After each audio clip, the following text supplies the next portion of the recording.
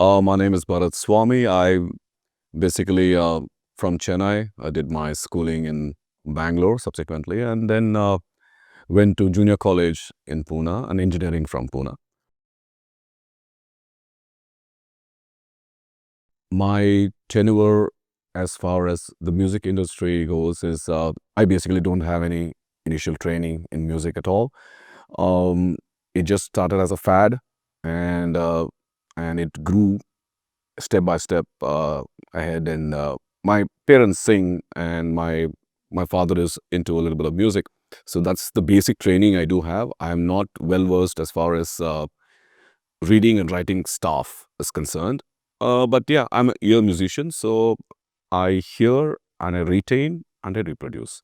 Let's speak a little about your parents. You said your father uh, was doing some form of music.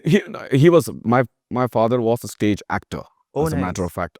So there was a troupe which was in Chennai, with which he used to do a little bit of acting besides being uh, an automobile engineer himself. He used to work for a company called as Lucas TVS in Chennai. And so, in general, I mean, I won't say so much into music as such, but I don't have that kind of a stage fright because he was already on stage and I've seen him performing and stuff like that. My mother used to sing, so she learned Carnatic classical vocals. They tried to push me into start playing tabla and stuff like that when I was in my sixth or seventh standard. I really hated it. Subsequently, now I know that it's a big asset as far as playing any kind of instrument is concerned, because your sense of timing improves, and you're able to look at any song that you compose in a macro vision. So yeah, but I was not very much interested in the initial stages. My total scene towards music only improved the moment I came into Pune. So that's when you started your college. Yeah, this was 11th and 12th when I did Fergusson College, was in 85, 86. Okay. Um, so I did my 10th in Bishop Cotton's Bangalore, and then 11th and 12th I did in Fergusson College, and subsequent to that we did engineering in Bharati Vidyapet College of Engineering. That is the time I met a few people who really liked to perform and play music, and Pune at that time was a pretty happening place for music in general, at least for rock and stuff like that. We had some very famous bands operating that. And the interesting part was most of the bands which were operating there were from my college. So Mm. it became pretty easy for me to know and learn and stuff like that. And yeah, so that's how my whole journey started. And Just during school, there were no music competitions. Bishop Cotton Boys is a pretty stringent ICSE school, so uh, we stayed more into the academics sector. There was a lot of course, fine arts and a lot of this thing, but I think I was slightly introvert at that time, so I wouldn't kind of go and explore these avenues. Even though I did a lot of debates, I was okay in debates, but music was something I had stayed far away. I mean, it was not a conscious effort, but it just happened. So I was more into sports and other stuff. So So it all started when you went to college. yeah, went 11th and 12th when I did in junior college in Fergusson. That's where its whole thing blossomed, actually. And yeah, and we had a lot of, as I said, like-minded friends, and we used to hang around with people who used to do a lot of music. So generally, the topic itself was in and around how to play this song. That time it was basically into covers. Everybody started with covers. So that's how even I began my journey as far as this is concerned. And I used to love singing in general because I had a sense of timing and sense of scale, which was of prime importance. So so that's how I explored these avenues, but not necessarily rock. Rock was completely different for me. And I used to listen to a variety of music, like classical at home, Carnatic and Hindustani classical, sometimes jazz, sometimes blues, sometimes rock. So I had this amalgamation, which really helped, as far as I'm concerned, the longer journey when I started composing. Oh, nice. So that really helped because I've got a vivid sense of colors, which I do see when I write songs. So, and even again, writing songs also came by accident. It happened once because I used to see a lot of bands perform cover versions. But ultimately, I realized that to explore or be somebody known on a worldwide scale, you have to do original music. You cannot afford to keep, playing covers. Then you become a band which is just going to play cover songs. And there is no euphoria or thrill when you see the audience singing your songs, which is the biggest high you can get. And God has been great, and so when I started, possibly 87, 88, with when I was in engineering college, I think that was the first time I got the exposure to perform. In synchronization used to be a festival in Fergusson College. No, so even before we get into that, what I'm interested is, like you weren't doing music and you go to this college. So I'm sure there were seniors or something happening Oh in yeah, college oh which sort yeah. of drew We had, you. as I said, we had some great bands which came out for Ferguson College. Strangers is one of the bands like that, which had Nico playing the drums. There was Anil Purohit playing the bass guitar, and there was Milan Malik playing the lead guitar, and Vijay Joshi, he used to be the vocalist, and I think Nitin Angal, who used to play the keys. So this band used to do a lot of Deep Purple. So Deep, they were very famous for this, and they used to do them very well. So we used to be extremely thrilled to watch a band of the caliber of Strangers. As I told you, the bands at that time in Pune, this was one of the biggest bands, Strangers. And then there were bands like which came from outside, like Calcutta had a band called Shiva, Hammersmith is from Ahmedabad, and Exodus from Bombay. So I think the biggest show I ever saw was a Strangers concert, which took place in Pune, where we had, the time Roger Drago was the guy who has the biggest sound. So he used to have 10,000 watts of sound. So we had this in Loyola School ground. There were nearly 12 to 15,000 people. That was the biggest show I saw, the first show which I ever experienced. And yeah, so they were a major influence. Then we had a couple of seniors. I had a very, very nice senior called, her name was Vijaya Sundaram. She's based in US now. And she used to sing damn well and play the sitar. Okay. So I've never seen anybody play Richie Blackmore, Temple of the King in the sitar and sing. She used to do that, and I used to really taken aback, like the way she used to perform and stuff like that. So yeah, I had these kind of people who were actually with me in college. I mean, they were much senior to me, but so I had the kind of what should I say, the influences from, or possibly encouragement from their end. Any particular incident that you remember which sort of triggered that, no, I have to do this? Nothing in particular, but yeah, like when when I was in engineering, this is the time when we had the option of coming and performing at InSync, which is in synchronization, and we never thought, we never had a band either. So the first band we accumulated was the members were Nitin Jagtap, he used to play the bass guitar, Ashish Mandanda, who is absolutely a prodigy as far as music is concerned. Now he used to play the drums for me. Then we had a person called Ashish Lala, who used to play the rhythm guitar, and we never had a lead guitar. We had a very good keyboardist called Bernard Zuzat. So he used to play the keys. So it was only five of us who formed the band, okay, from Bharati Uday. But Bharati Uday College never had a Western music band. So this is the first band we formed there. And we took it across to InSync. And we played and we got selected, and it was a big thrill. So after that, we were really in a different scale altogether. So we wanted to continue doing that. So that was the thing which initially started this off for me. And how, do you remember how your first performance went? Like, what was? Oh yeah, so this was the first performance was in Sync itself. Before that, I used to play for sing for other people, because I have a voice which is slightly on the baritone side. Yes. So they used to give me songs like Bruce Springsteen, or I used to be pretty comfortable doing those. So I sang with a gentleman called as Phillips Lazarus. He organized a show in Pune. So I used to do part songs. A couple of songs here, a couple of songs there, not necessarily with the full band. The only thing which happened with the full band was during InSync, but I performed with the band. And of course, we played a little bit of Doors, because it's a keyboard-oriented band. So I selected songs which is more of keyboard orientation. Sure. So we did a little bit of Doors, a little bit of Rush, a little bit of, a few amalgamation of few other bands here and there. Of course, Deep Purple also. And even then, I still had the inkling that I need to do something which is different as a band which is coming out of India, as an Indian band. But I never thought it's going to take a different direction and go that far. It was just initially for the fun part of it. So after the first show took place, we got a phenomenal response. And I think the response was so good, we played, I think, during the socials of Bharati Vidya, but also I think we performed there, on a big stage. So that gave me everybody was in the initial stage. So all of us were learning together, we were not humongously good musicians, but everybody was hardworking. They like to take the job pretty seriously, and that's how it started off for us. Sure. And how was practicing back then? Like Oh, these it is days. pathetic. It is pathetic. We had huge Ahuja amps. This was the only amps available. We had guitars with a pickup. There was no electric guitar. Electric guitars were very expensive. So nobody had electric guitars. We had a guitar with a pickup. We would jack into the Oja hams. I never had a mic. I didn't buy a mic for about 2 years for practice. So I used to sing loudly. So that's why my decibel level is pretty high. I can take off, even when I do recordings now, I stand about 60 centimeters away from the mic because my decibel levels really hits high. So I used to sing, I think, nearly 3 years without a mic. And with the people playing electrical instrument and drums, okay, loudly.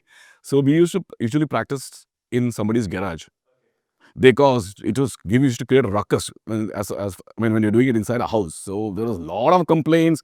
So ultimately, my parents were good enough, so I had a small garage behind my house, so where we could keep all the equipment, and subsequently we matured over a period of time when people started playing well. They started investing money into electrical equipment, which is guitars and pedals and stuff like that, and then that's how we completely grew. Yeah, so practice was very difficult for us actually. Yeah. So also, like I was speaking to a few more musicians from the generation before mine, and like they were speaking about how it was so hard to get the right equipment Oh, it to was know. damn difficult to get. Leave alone equipment. See, the point is getting five people together itself is very difficult, to be very honest. Okay, so the band, so I firmly believe a band need not have humongously talented musicians. The band needs to have the right attitude. Attitude is of prime importance. Attitude and confidence. I can't have a band member who's extremely talented with zero confidence. Yeah. It's easy to have a lot of confidence and minimum talent. We can actually nurture him through. So we had the right kind of vibe. I should say that everybody wanted to do this, and nobody thought we will do it in a professional level because all of us were working. So once we passed out of engineering, all of us were working and doing music. You know, but luckily, I mean, AGNI by the time had become slightly big, and so it's easy for us to fly in and fly out, and do concerts during the weekends when there was no office. So these are all things that we did manage, but none of us thought that we could do this on a professional basis as 100% music only, which I feel at that time was unheard of. At least Western music, completely unheard of. Okay, possibly you could have done it if you're singing Bollywood or doing something in classical. Possibly you could have had a kind of, and nobody would encourage you. As a matter of fact, you understand. So it's Western music, it's English, and it's rock. Oh, very niche crowd, a very small thin line. So, and you want to do this professionally, it slightly becomes difficult. Right? So yeah, we used to walk around and we used to think how we could go ahead with the band, and things fell in place. I mean, I would say right time, right place. So things fall in place at times. So it helped us. Yeah. And like how were you listening to your music back then? Like there was no internet. Okay, there was no internet, there was no social media. So we used to get cassettes. So a couple of Mandar, who's late Mandar Alurkar, I think, who was the manager of Agni. He used to be in US. And there was another gentleman called Hari Abhyankar. They used to be in US. And they used to send us the latest cassettes of the underground music scene, which was prime. So that's the first time I heard Metallica. So that is before even the release of Garage Days. It was much before that. So there's underground cassettes. So which used to have a couple of songs. And we used to be very thrilled hearing a new kind of a sound. When in fact Metallica was something which was completely new to us. I mean, the kind of texture and sound they brought ahead from the traditional British kind of heavy metal wave. It was something which was different. So they used to send us cassettes. So what we used to do is listen to it external. When you rewind the cassette, sometimes the battery goes down. They have to take a pencil and put it through the tape, and yeah. So all this has happened. Even to set a lead, it takes a long time for us. But we used to sit down and we used to do it very diligently, like kind of with a lot of dedication and stuff like that. That's how we could reproduce some tracks as close to the original as possible. And so we used, as a matter of fact, I was very conscious in choosing songs which suits the vocalist. I will never choose songs which will suit the guitarist only, because what happens is that is a string instrument. I am the only wind instrument. It has to suit the vocalist. So in fact, that's why I see a lot of bands doing a lot of mistakes, trying to do songs which is so technically correct and stuff. I'm pretty sure everybody likes a 4/4 beat. Everybody can nod to a 4/4 beat. You can't do a 5/7 beat and expect the crowd to nod. It doesn't happen. It might be a thrill for you on stage, but I'm pretty sure it's not a thrill for them. Okay. So I kept songs in absolute simplicity. It has to be a simple track. It has to have 4/4 beats. In general, I wouldn't experiment with too many tracks, and it has to suit the vocals. Very importantly, suit the vocals. So the songs, fortunately, I had a very good range. So I could do tracks from, let's say, starts from Doobie Brothers to Pantera. So I could go the full stretch. I could do this, and in fact, I think we were the first band actually who played AC/DC. Oh, nice. Yes, which I will tell you subsequently, which I did in IIT Delhi also. So AC/DC was something which was, it was pretty easy for me to just sing. It was easy, and Bon Scott's and Ryan Johnson's voice was easy to imitate. Bon Scott is slightly on the difficult side. So when we picked off with AC/DC, then because that time there was no bands doing AC/DC as such as covers. So we used to rip across the full set, like Back in Black or Shook Me All Night Long. And that's when, that time I think Blow Up a Video was just out as an album. So we used to do That's the Way in Rock and Roll and Hell's Bells. I mean, the complete repertoire of AC/DC, So yeah, so that's how, we started, and we started doing a lot of covers. And then initially, of course, you play a lot of competitions. So you play Mood Indigo Bombay, you play Rendezvous, or you do IIM Ahmedabad. So a lot of competitions initially is how we started off. And how was the competition scene? You were just speaking about your Delhi IIT. Oh yes, okay, so before Delhi, I'll tell you about the Mood Indigo. So that time Pune had 4 good rock bands. Pune was like virtually the rock capital. We had a band called Exhaust. We had a band called Aryans.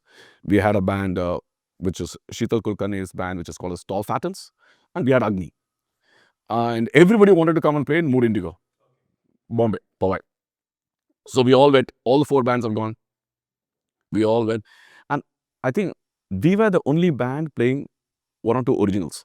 So this happened, I think, 91, yeah. When the Kashmir issue had just started. So I had written a song called Kashmir, and I had composed 1 more track, which is Wind Down the Fire. All right, these 2 tracks. So we used to play these tracks. Sure, sure. So And was playing originals unheard of at that point of time? nobody would do it except for Industry. Okay. Rock Machine at that Rock time. Machine, Yeah, yes. nobody would play originals. But I wanted to compose, I wanted to write. So that's how I encouraged the band members. And okay, they also believed in me. So that's how it went ahead. So we played in Mood Indigo, Powai, and I think the judging panel was Rock Machine. So Okay. Mahesh Tenekar, Uday, and stuff like that. I think I messed up. We did the originals very well, and I think they asked. So there is a judge's choice. They give you a song. So they asked me to sing Sultan's Sing, which is pretty easy. I think I mixed up the first verse, the second verse. Something happened, and unfortunately, out of 4 bands, 3 bands got selected, not AGNI. Oh, So AGNI was out. And I was dejected. I was in a different state because, letting the band down. And, even though I did originals, people, really vibed with that, but the band didn't get through. okay. So with vengeance, we were in engineering college that time, and we said, no, we'll come and perform at IIT Rendezvous, Housecast.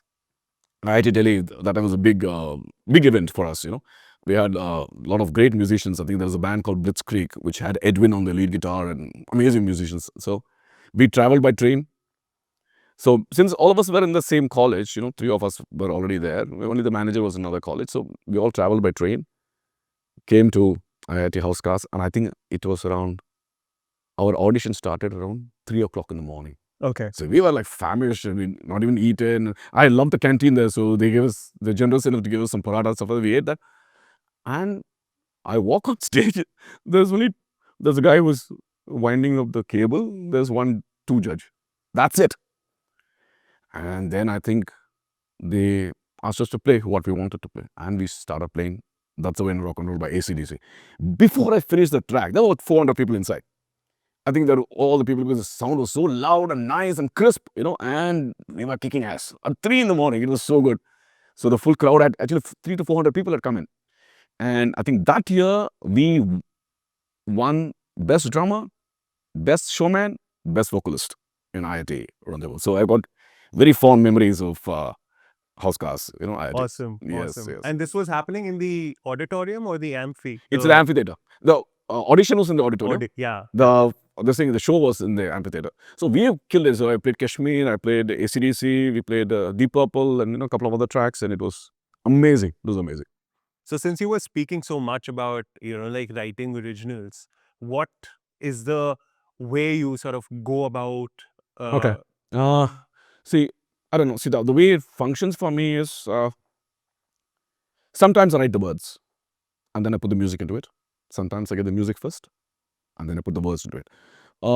There is no organic way that I can say that this is the way people do compose. Sure. This is my style of composition. And see, that time we didn't have the liberty of having a sound engineer or somebody to record your vocals. So if I have to compose a track, and incidentally, I don't play the guitar. Okay. So everything is ear music for me. So if I compose a track, I have to wait till the evening when I go to the practice place so that my guitarist can come and remove the chords. So I have to keep humming it.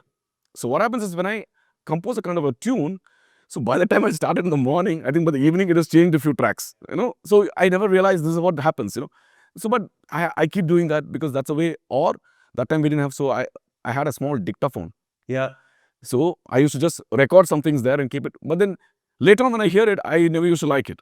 So, it'll change. So there's a lot of changes that I do when I'm composing a track. But it's very important for me to keep the soul intact. I have to write meaningful. I mean, generally when I write, I write about experiences, slightly write on the darker side. I'm very comfortable writing that way. I very rarely write a love song. Okay. So I think I did it only in 2020. I have not done a love song at all. So most of my songs which I did in the album also is all about places, people, experiences, and myth. These are things which I dwell in. Okay. So I like to compose that way. Yeah. And I was going through a bunch of stuff. Okay. There was a show that you performed with Remo. Oh yes, this was the first big rock concert which we had in Pune. Okay. Pune has a big ground called as BJ Medical College grounds. So Remo Fernandez was headlining the act, and AGNI was asked to open for him by a. So that was that time it was called as Calypso Rock. Okay. Right. So Remo came and performed, and we played, and huge crowd, 10,000 people, and that was the first big exposure. AGNI as a pro band, so playing there with Remo Fernandez. So it was incredibly good crowd. Of course, I was not used to. The point is, when you're doing live performance in these kind of places, the crowd jumps. There's a lot of dust which comes off, and it really hurts your vocals. If you're not very careful with it. So yeah, but it was a good show. We played a couple of originals there, along with the covers. So I usually do an amalgamation of both. So this was the first professional show you would Yes, say? it was. It was more or less the first professional show with for AGNI. Yeah, was Calypso Rock. After which, I mean, this is all I'm talking about after the IIT incidences. So IIT is already finished. So we already became a big band once we played in Rendezvous. Okay. So we were recognized, and see, that's how fortunes change. AGNI was the only band that took off. Yeah. All the other bands which are won and which are played, they all dwindled down. You see? Okay. So AGNI was the only band because we were very persistent. I was very, very insistent on practices, which I used to ensure that we practice the full set at least twice a day. Oh, nice. And it never used to be only the weekends or only for the shows. We used to practice regularly, even if there's no shows. Yeah. Because we are in touch. So because we're all friends, so it was easy for us, to just join and start practicing. Sure. And then slowly, yes, people came into the band, people left the band, and then the final lineup joined together, you see. So yeah, so we had an absolutely amazing time traveling. So Pune was one of the biggest concerts. Then of course Nagpur, I think Nitin would have spoken about that. So Nagpur was another concert which we did. These are all very, very initial stages. Sure. When AGNI was performing. So, and this is something I'm like extremely interested to know, inquisitive about. Okay. One, how was the stage tech back then? Who were the people like the sound engineer who was supporting you for this show? Okay. Okay. At that time, there were two big sound engineers. One was Roger Virgo, who used to have his own engineer. Yes. There was no bands which operated with an engineer, to be honest with you. I think possibly only Induscreed or Rock Machine. No other band had their own sound engineer. So that whole tech came much later. So we used to travel with a gentleman called the late Benny Matthews. Benny also had equally good sound like Roger. but Roger was slightly on the expensive side, I presume. So Benny used to travel a lot with us. I used to use a sound called Alex in Goa when I'm performing in Goa.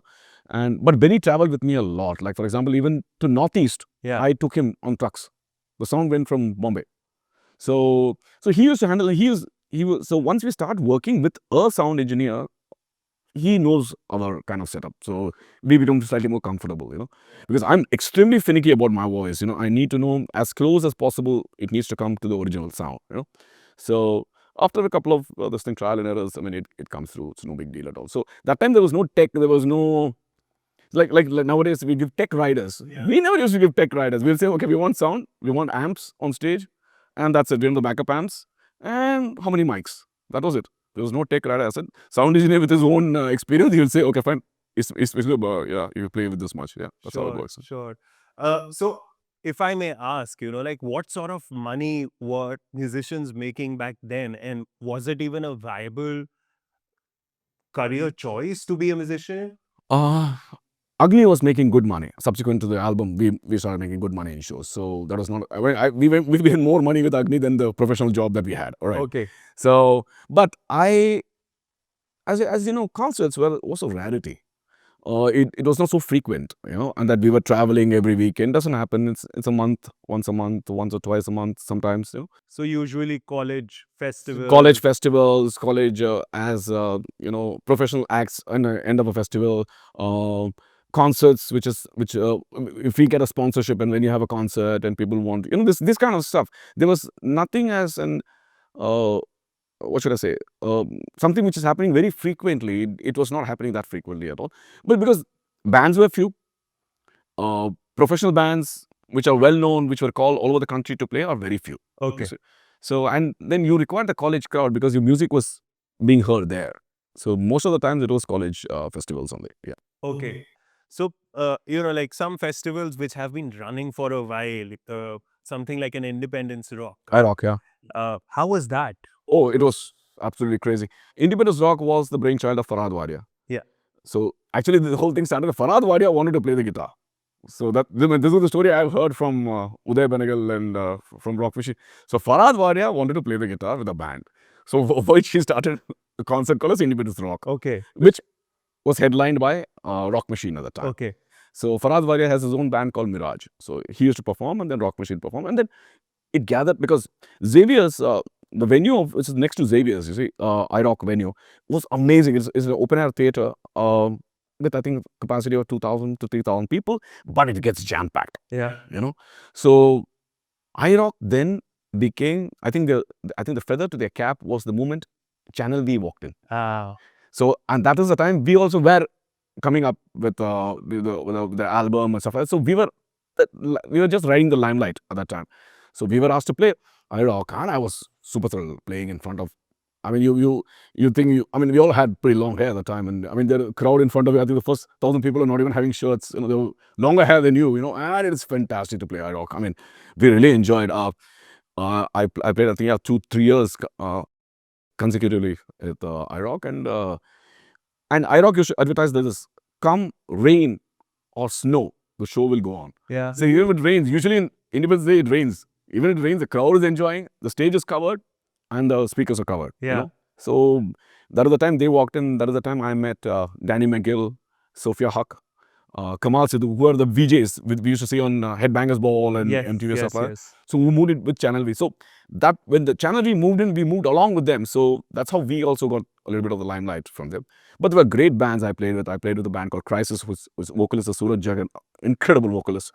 And I played with, I think all the other bands which are right now predominantly playing came much later. Okay. So these are the few bands. Tall Fattens was there with Sheetal, and and these are the few bands which I knew which played along with me when I was in when I played IROC actually. Yeah. So if I may ask, like what was the lineup? Were there a lot of international artists playing, or was it an Indian lineup, and who were the other bands? It was. I mean, I have played with only international artists who played with us was Danny McGill. So during IROC time, there were not many international acts as such. I mean, many acts never used to come to India also because until they're on tour and some people are able to afford them to come this side. So as I told you, there's Mirage, there was Indiscreet, there was Crisis, there was I think Exodus. Agni and of course Strangers and yeah, these are the kind of acts which was Easy Meat. I think yeah, these are the acts which were Sure. there, which played along with me. Yeah. You somewhere said that you'd also s- recorded an album. Yes. So this happened. See, as I told you, we were already interested in doing our own songs and music, which I had composed way back in 89, 90, a couple of tracks, which I was already performing. So before recording, I was already performing. So we went with a scratch tape. So we went into a small studio, Yeah. made a scratch of 3 songs, and we went with the cassette to Music India. And that time, I think DMG Crescendo was not in functions. So Music India was the company which went to. And they said they were interested to record the album for an Indian artist, but they said that we have to fund the recording. Recording was very expensive.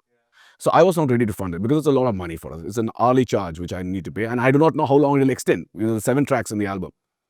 So I was not happy with that. So the gentleman who was the general manager from Music India had actually resigned and formed a company with another gentleman called as Mr. Naveen Salian, a company called as Virgo Music Company, which was the new company. So they wanted to try out to see whether they can take Agni, but they wanted to give us an audition. So there was a place which is called Rock Around the Clock in Juhu or something, yeah, where they auditioned us with a band which is already recorded with Music India. So there was a band called Haley's Disciples from Kerala. So they had come and Agni had, and they were auditioning. So Agni was just doing, I mean, we were just far ahead of these bands because of the kind of musicianship we had and stuff like that. So they were very thrilled and impressed. So they took us on, and their terms to us was that we will do your recording completely. We will, but the copyrights of the songs will remain with us, Okay. and we will do a tour for you. So that, and what you earn on the tour as a certain amount for the band will be kept with you. So the band was earning only by live concerts. We were not earning anything through royalty or anything. I have never heard any band which was earning a lot in royalty as far as Indian Sure. bands are concerned. So we were thrilled with that option, and so we went into digital domain where we recorded the first album, which was Wind Dance with Fire. We spent nearly about a month and a half in that studio and recorded all the tracks. And yeah, so all the tracks, which 7 tracks that I recorded was, let's say, Etu Brutus and Wind Dance of Fire, Darkening Light. Incidentally, Wind Dance of Fire, Darkening Light, and Kashmir I had composed long back, Okay. which I was just redoing the whole thing again. And yeah, about 7 tracks we recorded for them. And then they took us on a tour. So we did a lot of phenomenal shows after the album. After we recorded the album, we did an album tour. So as I told you, we played in a place called Animals here in Crown Plaza. Then my kind of place. There's one more place here. Now the most memorable thing was when we played in Raz Rhino. Raspberry Rhinoceros is a huge indoor kind of a pub which is next to Juhu Center. So we had big sponsors like Romanov, vodka, and stuff like that coming. We had about 20 hoardings splashed all over because Agni was doing the first unplugged show. Oh. The best part of Raz Rhino is if you perform well and you get in a good crowd, they name a drink after you.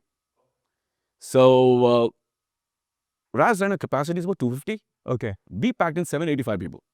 785. I was on stage like this, and the first person is here. Okay, I was only able to see the heads because they were slightly down. That's all. The first person's right here. 785 people inside. So they made a drink called Agni. And at that time, it used to be the first drink was packed in so many people. There was no table and chairs. It's all out. And I think halfway through the set, we were playing unplugged. It's all the songs. I'm playing Nirvana, I'm playing Guns N' Roses, I'm playing Metallica, I'm playing Agni songs. It was like, I think halfway through, we got bored. We didn't want this, so we picked up the electric instruments. They said, no, we're going to attack everybody. That's electric sound. And it was incredible. The crowd went mad, and it was such a beautiful show for me. Extremely memorable, which the Unplugged show in Bombay, which we did, yeah. A quick question about the recording. Okay. I'm sure digital recording wasn't in. Was not in analog. See, I generally prefer the analog sound. I like the power it gives out. But digital recording saves a lot of time for us. So what we did was when we were doing the recording for the drums, we recorded it completely in the machine. So it was no physically drum played. Oh, you So use in a effect, drum machine. yeah, we had to use the drum machine because it's cuts it on time. Yeah. All right.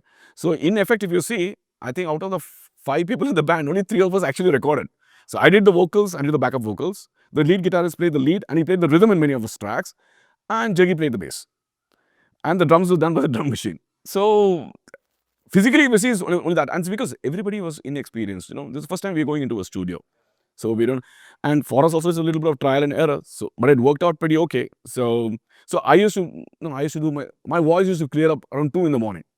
So I'll say I want the studio at that time. So I'll come down because we are staying in a place called Kalina, which is nearby, and we will come down at 2 in the morning to just to take my vocal takes. You know, where my voice is very clear, nice, and round. You know, so all these adjustments were made. But digital recording, yes. So we recorded the whole thing on a DAT. Okay, and I mean, then the best part is I usually like to record analog and transfer onto the DAT. But this time we had recorded, so we were able to at least reduce the time of the studio because the drums were taken care. You know, which was a basic issue is the drums, because miking the kit itself takes a day. You know, because if you don't get the right sound, it's a big problem. Plus, there is string bass which comes out in the guitars and stuff like that. But that was all okay because the guitarist was pretty good, so it was easy for us to cover up on that.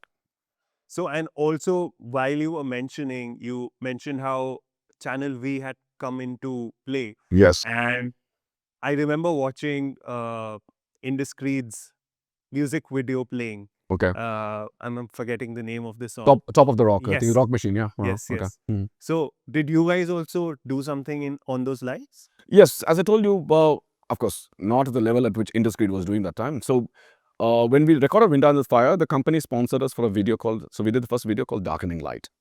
It was done, we shot in Srinagar Fort with the band and a few places in Pune. Darkening Light got a lot of airplay. In fact, it was, I have got a couple of paper cuttings. I think we were rated #1. And that time, I think Apache Indian, so that kind of a fury was going on in here in India. So we were really doing well, as good as these kind of artists, you know. So when we recorded Darkening Light, got a lot of viewership. And I think the second video I did a song called Etu Brutus, which I recorded in FTI Pune.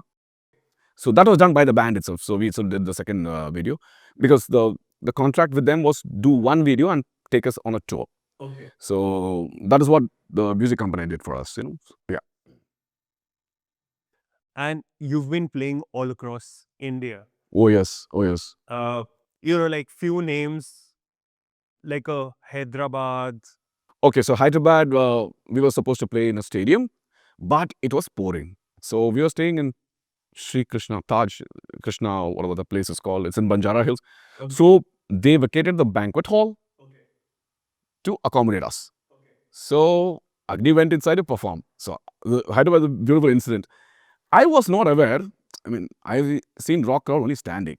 So they came and put a sofa right in front of me because the Prime Minister's grandson was attending the show. Okay. Now, I don't like sofa in front of me because I'm singing. So this gentleman sat and we started Welcome to the Jungle, which is GNR. I think the first song, my leg was on this chair, this side. So this gentleman was watching me like this on his chair. I think 2 tracks later, he moved away. We removed the sofa. We had a very memorable show. So Krishna was very nice. But one of my favorites is the show in Tihar. Oh. Inside Tihar Jail. So we were actually playing in Delhi at that time, as I told you, Annabelle's thing, when we got a call stating that Mrs. Bedi would like us to play in Tihar, jail #1 for 1,850 convicts. And I was this is not. when you were playing all English music. is Yes, it? yes, all English. So I was a little taken aback. You see, I said, who are there? I mean, to watch us. Yeah. But I was very interested because there were 76 press people. So Okay. there was BBC, CNN, everybody was there. Okay. So I said, we have to do this. Yeah. So we walk inside Tihar. It's called Tihar Ashram. Actually, it's not a jail. So we walk inside. We see peacocks. We see deer. And lush green garden.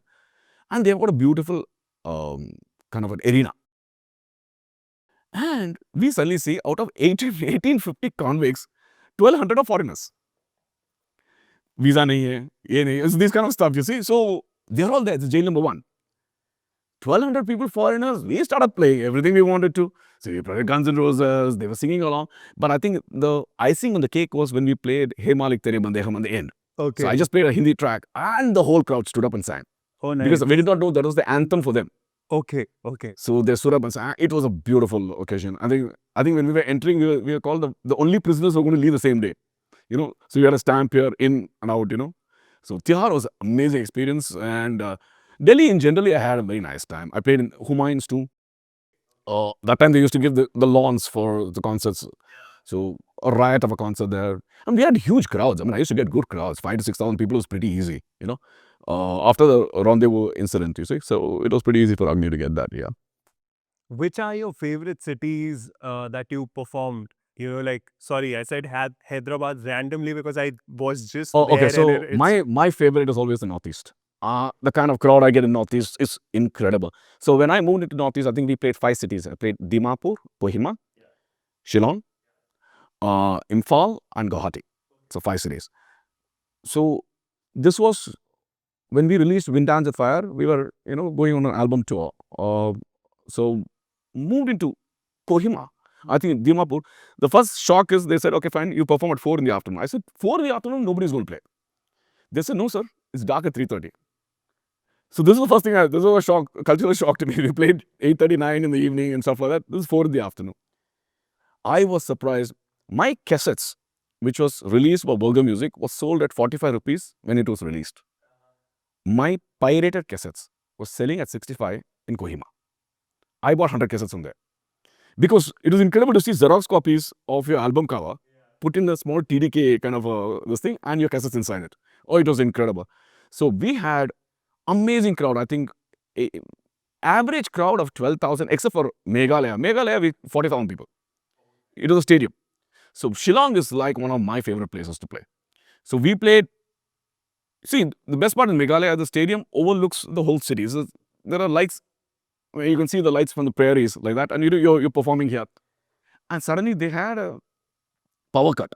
So I could hear the lights. I could see the light tuck, tuck, tuck, tuck, tuck, going off, And we had a problem with the genset or something, yeah. So they cut off the power for half the city because half the city is here. yeah. And when they supplied us the power to perform. So Meghalaya, 40,000 people, and we had nearly 25,000 outside. So that was the only venue I played 2 days consecutively because the other people couldn't come in. So next day I played the same set. I didn't do any changes. But I had sang about 36 songs. There's a lot of tracks which I used to sing. And we played the same set in Shillong the next day for 25 to 30,000 people again. Incredible. I got some huge crowds in Northeast. I think even though this was all played in 93, 94, I till date get fan mails from Northeast. They're an absolute darling crowd, yeah. I really enjoyed Northeast a lot. And of course, the final touch off was in Guwahati. So we used to land in Dimapur and travel by bus all over because it's easy for us to access these places. And that's what I was telling you. Also, I took Benny's sound from Bombay. See, it's about 4 trucks of sound and lights which came along with us wherever we went into the Northeast. So it was, one of my best places. Of course, then Goa also I get good crowds. I played in Miramar Beach. That time I think we were playing with, I think Baba Saigal's album was out or something. So we were playing along with him. So that was again 12 to 15,000 people. Very big crowds. Palace grounds in Bangalore had a lot of crowd. Yes, I used to love playing in Bangalore uh, because I did my schooling there. And of course, that time I was never into music. So we used to have some amazing crowd in Bangalore as well. Unfortunately, I think we didn't play Chennai as I understand, right? We played all the other places, yeah. All the other places we did cover up. Delhi, I played quite a bit. I played Banaras in Banaras University. Oh, Yeah. That was a great experience for me. I played in Nepal in a stadium concert actually. That was a beautiful show, but that was subsequently, I think, subsequent to 95. okay, After, okay. so yeah. So, some of the venues, like you just said, Palace Grounds, and that's something which is still going strong. Yeah. Uh, what are the few venues that you remember, which bring cherished memory? Like, As I told you, Rang Bhavan is one of the key because it's Mumbai, BJ Medical Grounds in Pune, and I think all the venues in Northeast. I think you could perform virtually everywhere. I mean, there's enough crowd to come inside and headbang and stuff like that. But interesting venues, as I told you, was Mangalore was very what should I say? Very virgin kind of a city as far as rock is concerned. So we played in a ground in Mangalore for about 5 to 6,000 people, jam-packed crowd. We never knew that they also admired rock and stuff like that. See, the best part of Agni was we used to do an amalgamation, as I said, of originals and covers. So what happens is people can relate to the tracks, and by the time songs like Kashmir and Darkening Light and Wind Dance really got famous. So when my cassettes were already being pirated and sold in the Northeast, I could virtually hear them humming the tracks back to me. So it was damn good for me. So it's a very comfortable space to be in. So that is the time I started writing songs for the second album also. A couple of tracks I had already got in my mind, and that's how it worked. I'm sure you played internationally, like you just mentioned, playing in Nepal. I think we only played in Nepal. See, as I told you, my this we did in 94, 95. 95, as we had a very tragic car accident in Pune, where we lost the bassist and the manager of the band. And after 95, my interest in music dwindled a little bit. And the band was also heading to a different direction. They were looking at playing a little bit more Hindi. My diction is not very good, and I cannot write in Hindi. I write in English, and that's how I've been brought up. So I even then I composed two tracks for the next album, which is called as Desh and Fire God, and we used to play them live as well. So we've from a 5-member band we became a 4-member band when this tragedy after the tragedy happened. And see, we were like very very close friends. We knew each other from donkey's years and stuff like that. So this really shook me up because actually I think we lost 3 lives in the car accident. One was a vocalist from a band called Tall Fattens. Then other one was late Mandar Alurkar, who was the manager, and we lost Nitin Jagtap, who was my bassist. So that really shook me a lot. So I re did what I could with the band. I recorded a video called as Desh also later on with Ahmed Khan from the fame of Rangila. So I did a track with him, and subsequently to 1998, I took a hiatus and I moved into the Middle East. The band was running high. The band was already doing well and stuff like that. So I don't think the band continued much after that.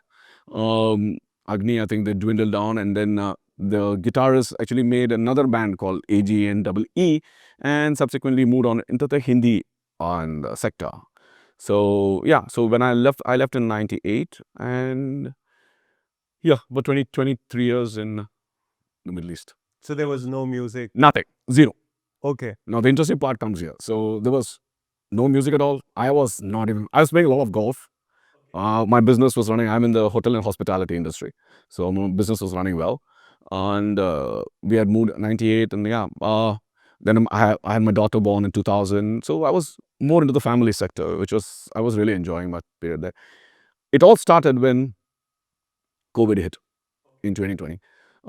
Hospitality sector completely dwindled, so we had nobody there. So I had a lot of time in my hand, and that is the time I started writing again, and I started sketching. And I went into a bad phase of depression from 2016. Oh. I mean, an illness which you cannot actually talk about. People don't speak about it. So I was in a very severe depression. Uh, it was, and I can't say why it happened. It happened something to business, not business. This is not something which I can pinpoint on. But yeah, 2016 to about 2019, 2020, I was in a very bad state. Um, a kind of very dark space, which I just couldn't come out from. The only outlet was music ultimately for me. So I started writing again.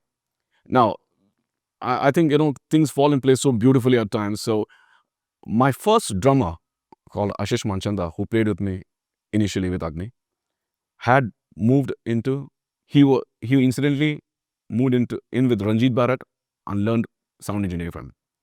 Then he moved into Florida. So he was Bruce Weisdane's student. Bruce Weisdane does the sound engineering for Michael Jackson. And he is an absolute prodigy. He's damn good in sound, and he's a phenomenal drummer. So when I started rewriting tracks in 2020, I wanted to do a song which I had already written in Wind Dance of Fire album called as Darkening Light. I want to redo the whole track with only Juggie's bass line, because it was their 25th death anniversary in 2020. They passed on 15th May 95. So 15th May 2020, I wanted to release a track like that. So I spoke to Virgo Music, bought back all the rights of all the tracks of Wind and Fire. And what I did was I kept the bass line and I removed all the other stuff. And I put in whatever I wanted to feed into it and made a track called as Monster Within, which talks about depression. So that track, when I was about to release, after 25 years, Ashish Mandanda comes on my Facebook and says hi. I don't know why, what. So I told him that this is what I'm planning. He said, oh, lovely, because he said he's already got a company, recording company, which does this. So I said, Ashish, I don't have money to pay. He said, no, for Juggie and other people, I will mix and master for free. So I composed a track, and that time, in fact, that's what I said. I was in such an infancy stage. I never knew my MacBook Pro has got a software called as GarageBand. I had never seen. I was using it for more than 12 years. I had never bothered to see it. I didn't know what it was. The moment I learned, it took me about 25 days to learn it online.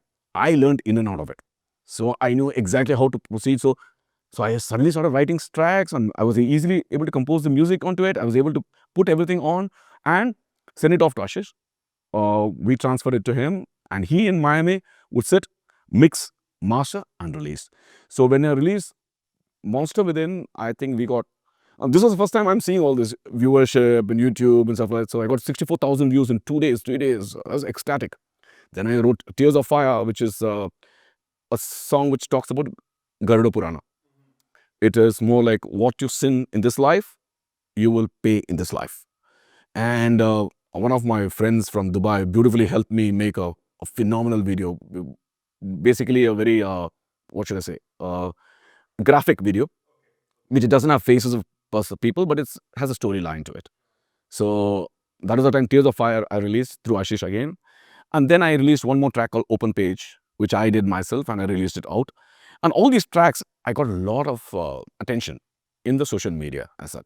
So my idea was ultimately, anyway, I would have come back to India once I had finished my tenure in the Middle East. But music was taking such a beautiful direction, so I wanted to explore it further. So that's how in 2022, I came back. And my daughter had luckily completed her education fully, and she also wanted to come back to India and stuff like that. So she started working. It became easier for me because my parents are also old, so I'm near them when I'm here in India. And then I composed a lot of tracks. I did Hey You, and I formed up a small band to back me up. So for all the live performances, there's a band which comes along with me and plays with us. And so they were also able to give me some inputs on their parts in the new songs. So right now I have written about 12 tracks. I have already released 5. I'm in the process of releasing all the 12 tracks before I go to the Northeast tour. And we are planning to release an LP of all the 12 tracks. So we are already in talks with certain companies who are manufacturing LPs and distribution. And see, as I told you, this nowadays the facilities are so good. So when we do jam sessions or practices now, we do it in a studio. So the garage days are gone long back. You see, now it's so easy. I just come in. I don't even have a plug in. I got a person sitting there to operate my mic. I just come, start singing. And now in-ears. Okay, this is a very interesting thing. I've never used in-ears. I don't know. I didn't even know what it was. I'm used to the monitors in front. So now everybody plays in in-ears. Many of them play with a click track, so that the timing, the excitement does not. But I love music when there is a slight error. It keeps the human feel to it. The moment it becomes too technical and too, what should I say, too electronic, is something which I don't like as much, you see. So all the songs I compose will be as close to what I can play originally when I play on live. It will be absolutely, I will not overproduce a song. I will not add in 100 effects. I don't like all that because I am not used to it. And I'm in a very comfortable space when I can perform exactly like the way the CD or the song you stream down, plays. So when I compose also, what I do is I put in a lot of instruments into it. I can put in a Afghan guitar, I can put in this, that, and I hear it about 20 to 30 times, and I keep removing. I keep removing till I come with the basic structure. Sometimes, even with just a single guitar and the vocals, and it keeps the soul intact, I'll record. Yeah. So that's how I work. I cannot, just because there is a band and, I have to give everybody a play, it's not necessary. The soul of the song is extremely important for me. As long as I keep the soul through, it's easy for me to record. So that is the way now we are progressing. That is the way the new band is coming up with me, and it's a bunch of phenomenally talented musicians, young musicians. So that's why they are not used to the style of AGNI practice. So I make them practice the same song for 10 times. They practice once and they're ready to go. But now they're used to my style of working, and I think that is the only way out. I don't see. I've seen a lot of bands now playing a lot of covers, but not very close to the original track itself. So it's like easy for them to just take something, few chords here and there and start playing. We were very diligent. So like every lead part, every note will be played exactly the way it is by my guitarist. So this is what I'm infusing into them, because the closest you can get to be an original is the closest you can go to a cover song. And that will give them. And what my tracks, the interesting part is I do a lot of amalgamation of Indian rags and Indian slokas inside the track. So like for example, Tears of Fire has got a Mrityunjaya mantra in the background. I've written a song now called as Last Dance with Damien, that's got Gayatri mantra behind. I'm writing a song called Narsimha, which has got Narsimha mantra behind. So I have these kind of stuff. So I love to give it a slight Indian touch.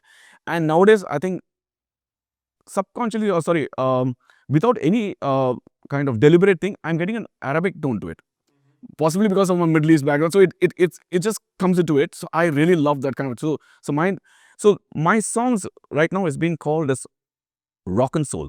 Okay. It is rock and it's got a little bit of soul to it. So it's not rock and roll, it's not rock. So it's like rock and soul. It's got a lot of melody. Vocals is complete melody, and in the music also has got a lot of feel. So I love guitarists who can play a note for a minute, then a guitarist who can play 1,000 notes, because I cannot hear so many notes and I cannot appreciate it. So this is how I've done, and this is how we plan to progress ahead. So one question while you were talking about, keeping it as close to the live Yeah. shows, are your songs recorded on a metronome or you let them? No, I don't record the songs on metronome. I might play live on a metronome, like a click track on the ear. I might play live to just keep the timing part of it, because what happens in live, the excitement comes in, Yeah. the euphoria comes in, it fluctuates. For songs, I don't need to do it. I don't do it. I mean, it's only basically for the couple of originals. I don't do it for any of the cover songs. Cover songs, we play the way we want to play it. So as I told you now, even the cover songs I play are typically not the cover songs which normally all the bands would play. All right. If I do a Guns N' Roses, I will not do Sweet Child. I'm doing a song called Patience. Okay. I'm doing. Okay. So I'll run you through the style of songs I play now. I play Tom Jones' Godfather. Okay. The Italian version. I play Guns N' Roses' Patience. I play Can't Take My Eyes Off You. Okay. Then I play Doobie Brothers, Long Train Running. Then I play Metallica, Nothing Else Matters. Then I infuse that with Aigiri Nandini.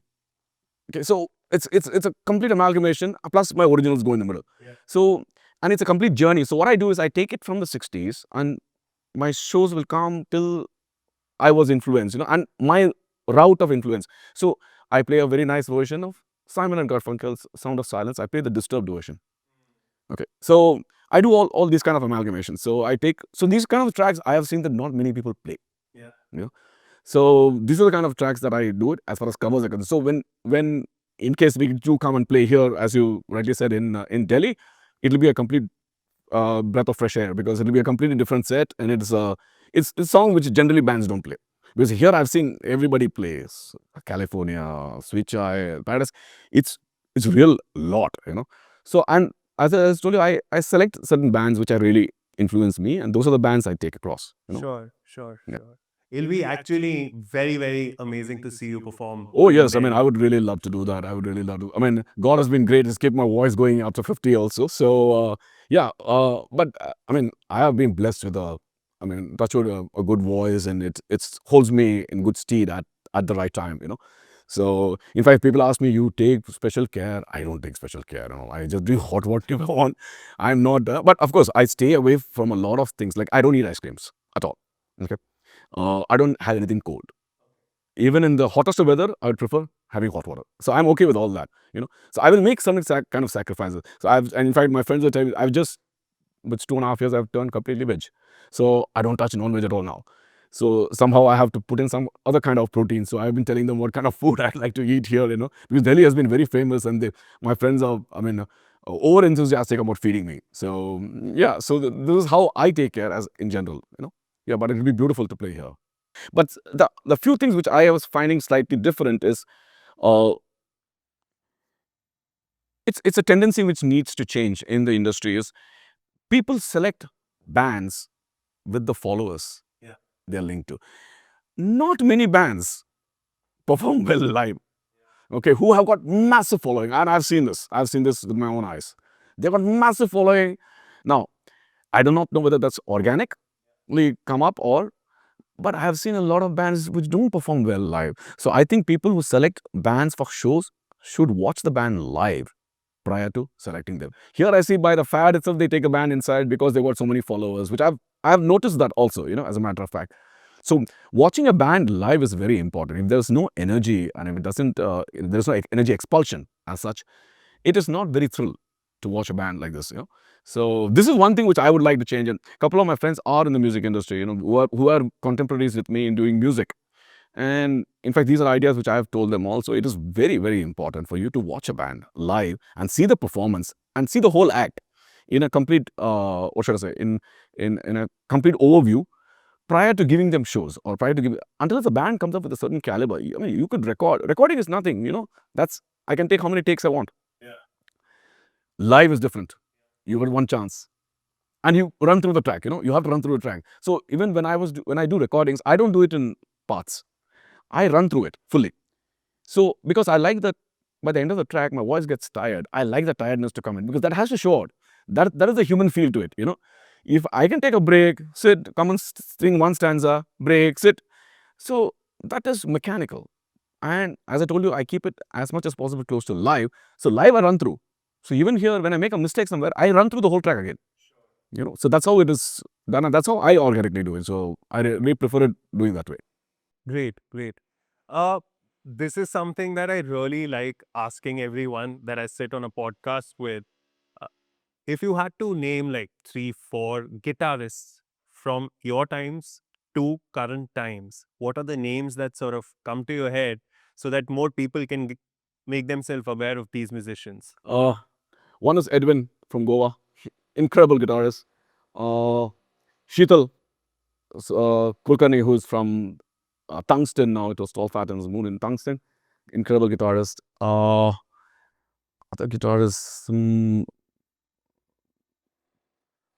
uh, Black Star Blues guitarist from there, yeah. And of course, Mahesh Tenekar, amazing guitars. These are a few guitarists I think people would love to hear and they have to hear. And there are lots of other phenomenally good guitarists coming up all over the country. And I mean, mine, as far as my knowledge goes, these are a few things I can pick out and say that you need to hear them. Yeah, absolutely. A few bassists? Ah, mm, mm. Okay, there was a bassist called Bhavesh who used to play with another band. He's a good, very, very nice bassist. Uh, I'm not so well versed with so many of them. Mark Selvin plays bass well. Um, of course, now I'm listening to a lot of Mohini Day. Incredible bassist. I mean, what she does with the guitar, I mean, and I never knew these kind of sounds come from the guitar itself. Incredible, yeah. And yeah, these are the few I can basically think Sure. of, yeah. How about drummers? Drummers, okay. One of my favorite was Lester Coutinho, who used to play for a band called Exodus. Incredible drummer, incredible drummer. Of course, Shiomani is a big name. Nico Fernandez, very tight, very nice drummer from Strangers. And yeah, and Kalyan Patak, Hammersmith. Yes, very, very good drummers. All these four are phenomenal drummers of the era and from which I come from, yeah. How about vocalists? Suraj Jagan, king vocalist, amazing vocalist. I'm slightly critical about many vocalists. Suraj Jagan is one I really admire. I really look forward to. And I listen to a lot of vocalists which is not singing rock as such, you see, in India. So I admire quite a few of them. Uday Benegal also sings pretty well. It's a different kind of style of singing he has got. And I like Girish from the GATC, Girish and the Chronicles. Girish sings really well. He's got a huge range, an amazing vocalist. Yeah, these are a few which I could basically think of, vocalists and guitarists, yeah. Keyboardists? Okay, so keyboard is a new instrument I'm operating now. AGNI never had a keyboard because we are a 5-member band. We are the bass, lead, rhythm, drums, and vocals. 4 members, we had a lead rhythm, bass, drums, and vocals. Okay, so I am slightly averse to the, but now I'm finding that so much of options I can do with the keyboard, all the piano sounds, stuff like that. So keyboardists in general is, I mean, I admire uh, AR playing it because, as I incidentally, for tell you, so when we played in Juhu, Bombay, we had a band opening for us called as Nemesis Avenue. Nemesis Avenue has got a vocalist called Chandran, and it's basically famous because their keyboardist name is AR Rahman. So I think AR did not play that show because possibly he was already doing Roja at that time. And this was the first option I had of, but I see the way he composes as far as the keyboards are concerned, the way he uses it, and the new kind of a sound which he has given to the Indian audience, which is incredible, So I really love, seeing him compose on the keyboard as a keyboard player. I don't uh, necessarily know many of them, to actually find out and stuff like that. Yeah. Now, here's coming to the fun part of this series of questions.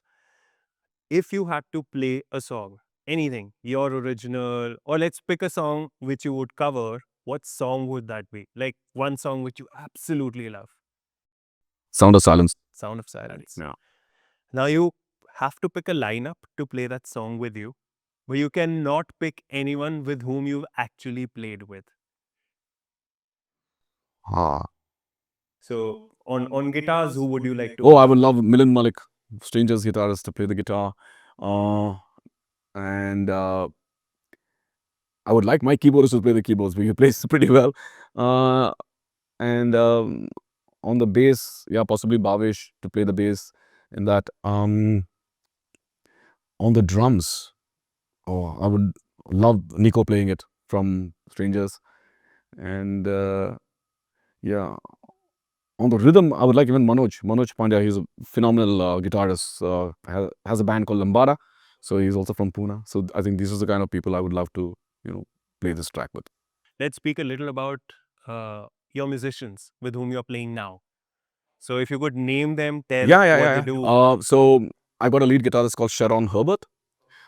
He has been in the music industry for quite a while, but he plays a lot of different stuff. He plays Bollywood, this and stuff like that, and predominantly he's good in rock. Uh, then I've got a keyboardist called Atharva Dangre. He's a young kid, about 20, 22, 22-year-old, I think as old as my daughter, um, but incredibly talented, very well talented. And his father is also a musician, so they are into teaching. So he plays all the instruments. I think he plays the guitar, he plays the flute, he plays the keyboards, he plays everything. So yeah, and I've got a backup vocalist and rhythm guitarist called Justin. So Justin is actually a music teacher in a school. So he gives me backup vocals, and because which is a luxury for me. AGNI never had chorus vocals, so nobody sings in the band. So I'm singing the chorus, I'm singing the main line. So this is all a luxury for me. Somebody gave me backup vocals.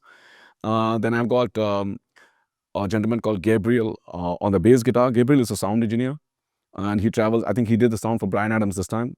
So he's a sound engineer himself. In fact, my lead guitarist, my bassist, they're all sound engineers. I mean, they are well qualified to do that. And I've got a gentleman called Mr. Anand Totkar who plays the drums for me. Very tight drummer who plays a lot of Bollywood also, but extremely tight. And the young band are very, very talented kids, but they are not used to the style of way I practice. So now they're into the groove, so they're getting the feel of it. So yeah, so that's how it is. And what does this year look like for the band? Well, as I told you, we're trying to tie up with a couple of venues in Pune, Bangalore, and Bombay for doing a couple of shows there. Plus, Northeast tour is coming up possibly end September, early October. So we'll try to do about 5 cities. Imphal is, I think, out of bounds as of now. So instead of that, possibly we'll do a Gangtok. Okay. Sikkim, yeah, this is the basic idea right now. But my priority right now is to finish off all the tracks, release one track virtually in a month, because now I've already composed one and I've recorded two tracks ready with me. So I'm just working for the videos to, come up, and once it is done, then I will release. And that is my priority. Before I go into the Northeast tour, I want to finish off and release the tracks. Awesome. Awesome. Thank you so much for taking out the time and Absolute pleasure. The pleasure is all mine. I hope, you continue with these kind of very entertaining and very informative podcasts, and I wish you all the best in the future. thank you so much, sir. Thank you. Thanks.